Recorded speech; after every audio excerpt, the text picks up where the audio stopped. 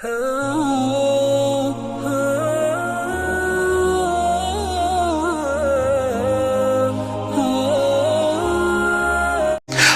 वालेकुम दोस्तों, कैसे हो?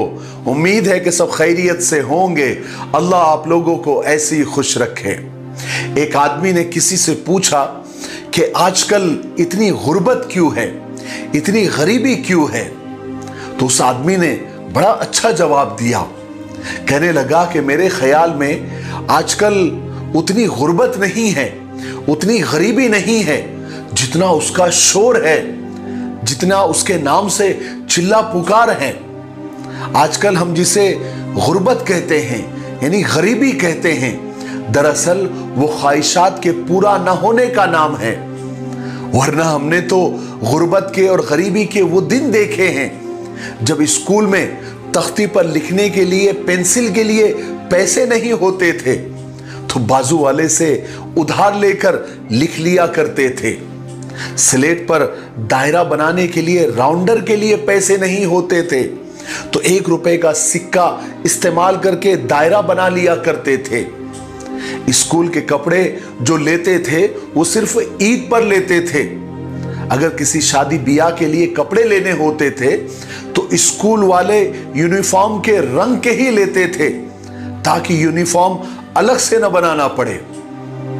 कपड़े अगर फट जाते थे तो सिलाई करके बार बार पहनते थे, उस पर पैबंद लगाते थे।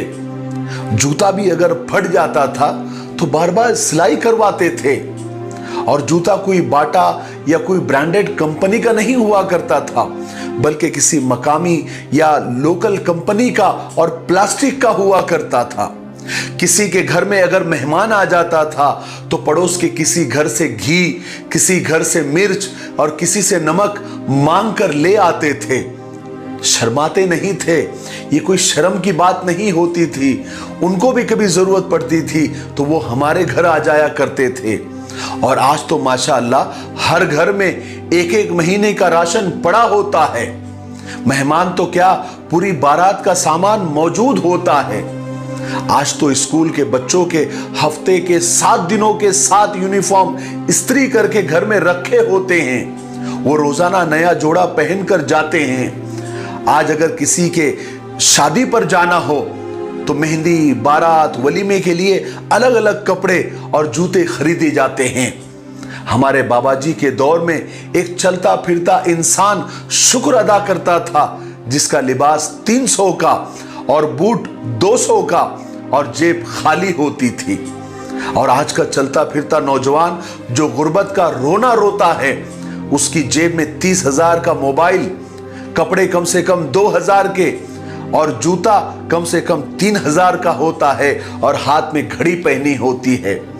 गुर्बत के दिन तो वो थे जब घर में बत्ती जलाने के लिए तेल नहीं होता था तो रुई को सरसों के तेल में डुबोकर जला लिया जाता था। मेरे भाई, आज के दौर में ख्वाहिशों का पूरा न होना ही गुर्बत है, उसी को गरीबी कहा जाने लगा है।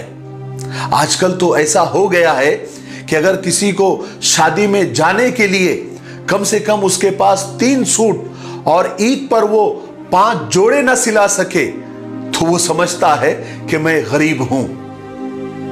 तो आज ख्वाहिशात का पूरा न होना ही गुर्बत है। असल में हम नाशुक्रे हो गए हैं, इसलिए बरकतें उड़ गई है। थोड़ा सोच कर देखिए कि हिरकल बादशाह एक खास मिट्टी से बनी सुराही से ठंडा पानी लेकर पिया करता था तो दुनिया उसकी आसाइश पर और ऐश पर हसद किया करती थी, जलती थी कि देखो बादशाह कितने ऐश में है। अगर उसी बादशाह को आप अपने घर में रखा फ्रिज का ठंडा पानी अगर पेश करेंगे तो सोचो उस बादशाह के दिल पर क्या बीतेंगी। अगर कारून बादशाह को बता दिया जाए कि आज आपके जेब में रखा एटीएम कार्ड उसके उन खजानों की चाबियों से ज्यादा बेहतर है जिन्हें उस वक्त के ताकतवर तरीन इंसान भी उठाने से आजिज थे, तो सोचिए कारून पर क्या बीतेंगी। अगर किसरा बादशाह को बता दिया जाए कि आपके घर की बैठक में रखा सोफा उसके तख्त से ज्यादा कंफर्ट है, ज्यादा आरामदेह हैं तो उसके दिल पर क्या बीतेंगी। अगर कैसर रूम बादशाह को बता दिया जाए कि उसके गुलाम शुतुरमुर्ग के परों से बने जिन पंखों से उसे हवा पहुंचाया करते थे और आपके घर में लटके हुए पंखे और एसी उसके 1000वें हिस्से के बराबर भी नहीं है, तो सोचिए उस बादशाह के दिल पर क्या बीतेंगी। अगर आप अपनी खूबसूरत कार लेकर हलाकू खान के सामने फर्राटे भरते हुए गुजर जाए तो क्या हलाकू खान को उस वक्त भी अपने घोड़ों पर गुरूर और घमंड होगा। खलीफा मंसूर के गुलाम उसके लिए ठंडे और गर्म पानी मिलाकर गुस्ल का एहतमाम करते थे तो वो अपने आप में फूला नहीं समाया करता था।